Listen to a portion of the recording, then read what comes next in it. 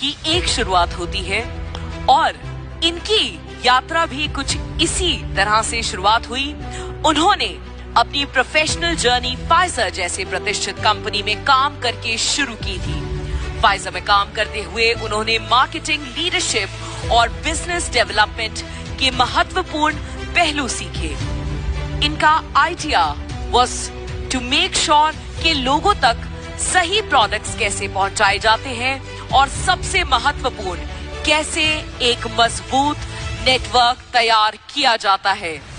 Pfizer में अपने कार्यकाल के दौरान इन्होंने महसूस किया कि भारत में डायरेक्ट सेलिंग के स्तर ससीम संभावनीय है।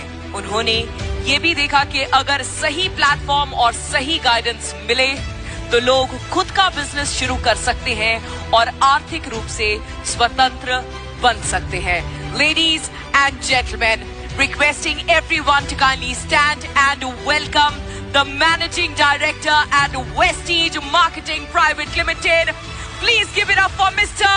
Gautam Bali.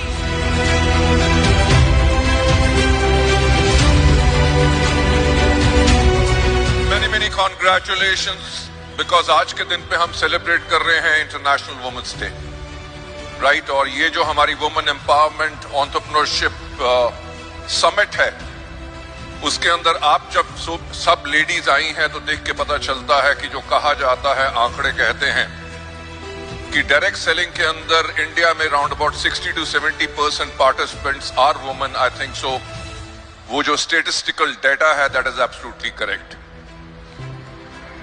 डेटा क्या कहता है कि क्या ग्रोथ होगी उसके बारे में तो शायद मैं आज बात नहीं करूंगा, पर मैं आज इस चीज के लिए बात करूंगा क्योंकि जब मैं आप लोगों को देख रहा था अवार्ड्स लेते हुए, और शाम तक मैं यहां पे रहूंगा क्योंकि बाकी जितनी हमारी महिलाएं हैं जिनको अवार्ड मिलेगा उनको देख के उनके लिए तो सेलिब्रेशन होगी, पर वो सेलिब्रेशन मेरी भी होगी,